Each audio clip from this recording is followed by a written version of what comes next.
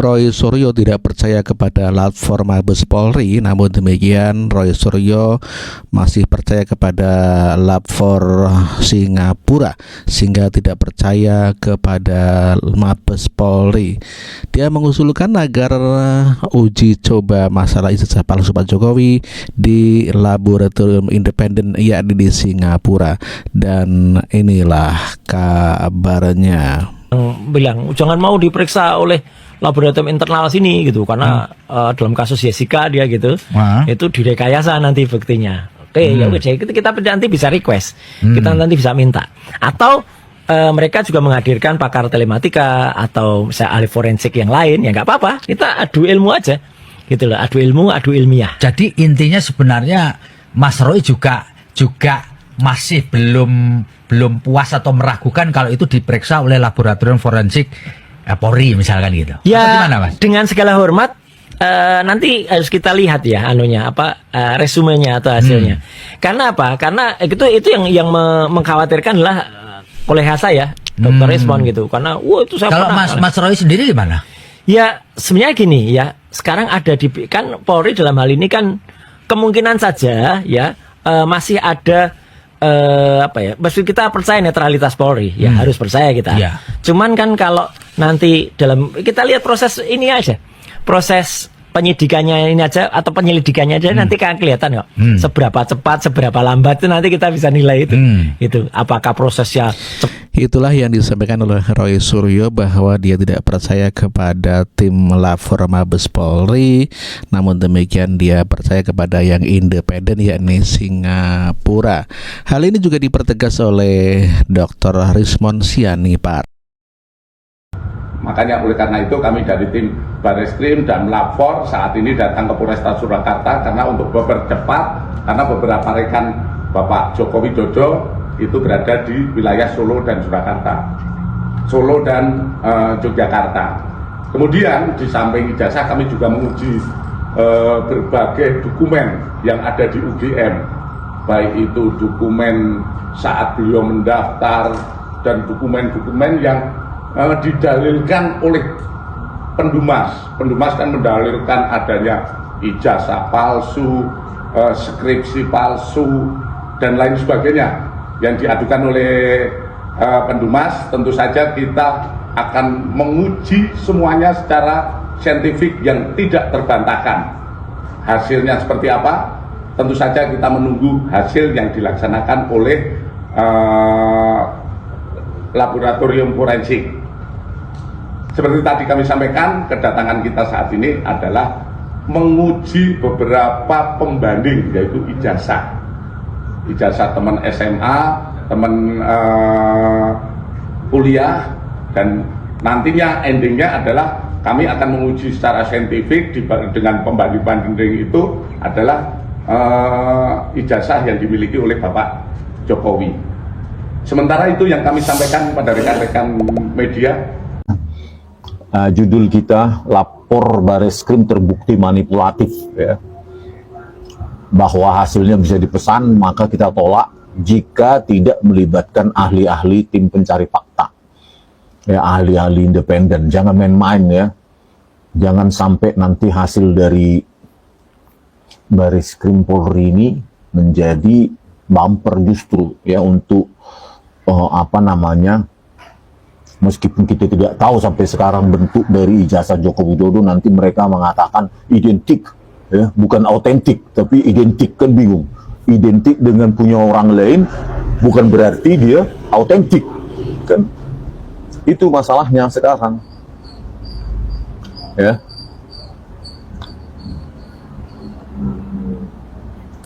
Apakah MNU beraksi lagi, Bang?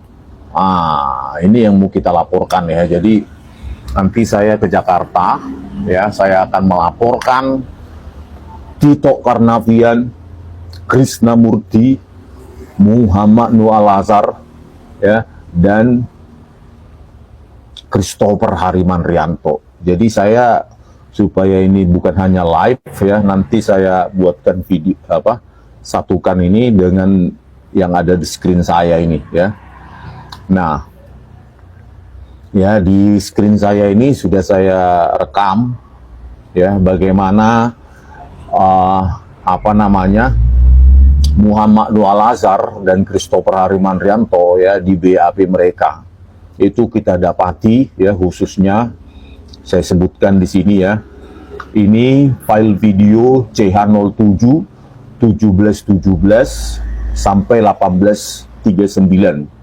Nah, yang saya tunjukkan di sini ya, file video CH07 1717 sampai 1839. Nah, 1717 itu 1 menit sebelum kedatangannya Mirna Salihin.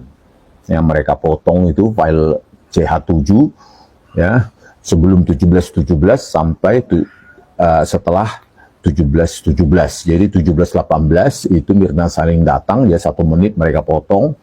Nah, disitulah ya supaya mengaburkan ya pergerakan tangan Mirna Salihin setelah sampai ke meja 54, seharusnya tangan Mirna Salihin yang mengambil sedotan itu dari atas meja sebelum masukannya.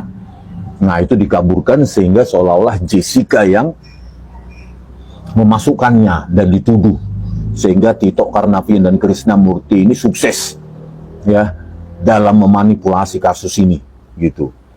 Nah, di situ di file video CH07 1717 sampai 1839, disinilah Muhammad Nur Al-Azhar kita dapatkan di metadatanya, yaitu Director Created with Super C ya 2013, jadi versi 2013 ya, Super C Builder 59 plus Recorder, Writing Application eWriteSoft.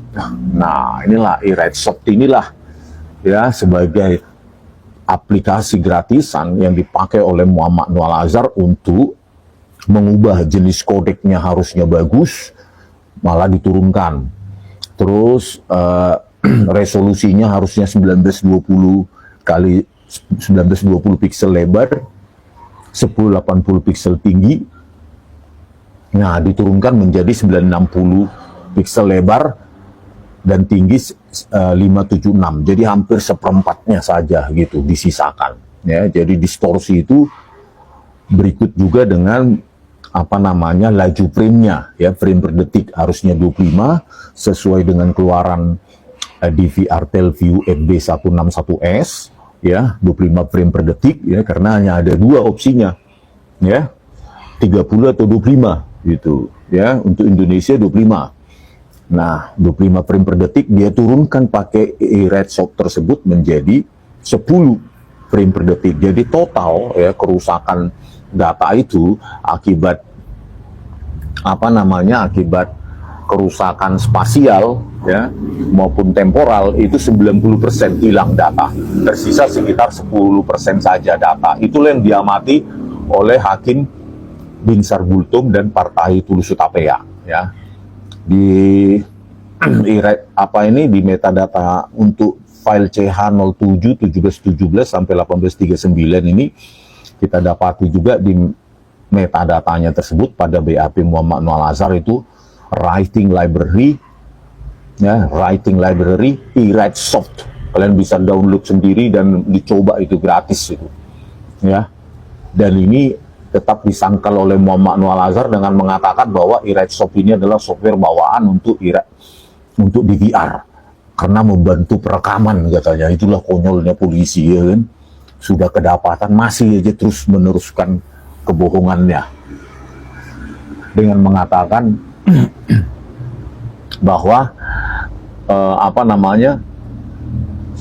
eWriteSoft ini software yang sudah terinstall di DVR untuk membantu perekaman katanya. Nggak ada hubungannya dengan perekaman, tapi asal aja dia jawab, itulah ya. Berikut juga dengan di metadatanya di BAP Muhammad Nur Al-Azhar ya, file video CH01 1546 sampai 1830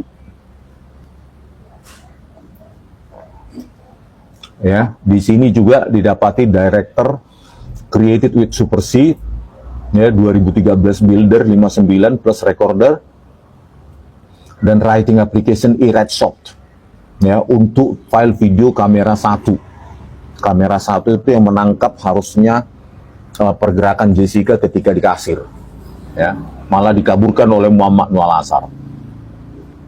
Begitu juga dengan file video 03, ya, file video 03 1555 sampai 1718, ya. Di sini dimanipulasi ketika Jessica berada di cocktail bar, ya, bar koktail itu, ya, seolah-olah mendistorsikan kepalanya untuk mengamati kejadian di meja 54. Nah, itu dia pakai juga, ya, writing application eRedSoft. Di situ director sama, created with Super C 2013 Builder 59 plus recorder. Terus di file video CH09 1535 sampai 1659 sama, ya, di sini 1535 sampai 1659 dia pakai juga eRedSoft dan FreeMake, ya, eRedSoft terutama di sini di metadatanya, ya. Jessica di sini dituduh memasukkan memasukkan cyanida, ya, pukul 16.29.50. Padahal itu hasil dari rekayasa dia, ya, Muhammad Noel Azhar dan Christopher Hariman Rianto menggunakan eRedSoft dan FreeMake. CH09 1535 sampai 1659, ya.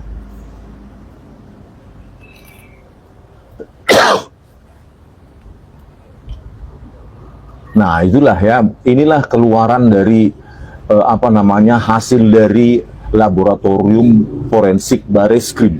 Bagaimana mungkin kita mempercayakan hasil uji forensik terhadap ijazah Joko Widodo jika mereka sudah terbiasa manipulatif semacam ini, ya, mereka sudah terbiasa tipu-tipu semacam ini.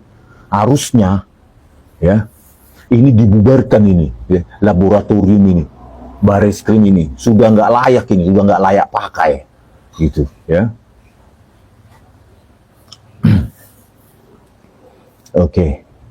Di samping itu, ya, nah, nanti yang kita laporkan juga adalah Nur Samran Subandi. Nur Samran Subandi atau Dr. Nur Samran Subandi ini adalah kepala laboratorium toksikologi Bareskrim. Ya, dia menggunakan persamaan model matematika AX kuadrat tambah BX tambah C untuk persamaan penguraian cyanida. Di sini dia buat Y sama dengan 0,1569 X kuadrat minus 35,601 X ditambah 9834,4. Setelah kita ekstrapolasi, ya, dengan bertambahnya waktu, maka cyanida di dalam gelas justru menuju, ya, konsentrasi cyanida di dalam gelas justru menuju tak berhingga. Itu kan sudah tidak benar itu, ya. Begitu juga dengan seperti yang saya terangkan kemarin, ya, dia dari persamaan hancur-hancuran itu, ya, dia mendapati bahwa 10 Januari 2016 pukul 10.30 siang itu dilakukan percobaan, ya. Lanjutnya dari persamaan itu didapatkan, ya, referensi dari hari Minggu 10 Januari 2016 10.30 siang dikurangi 90 jam 9 menit 36 detik. Hasilnya menurut dia 6 Januari pukul 16:39 dan 36 detik. Padahal setelah kita kalkulasi secara manual yang seharusnya anak SD saja bisa, maka hasil pengurangannya adalah hari 6 Januari, ya, 6 Januari 2016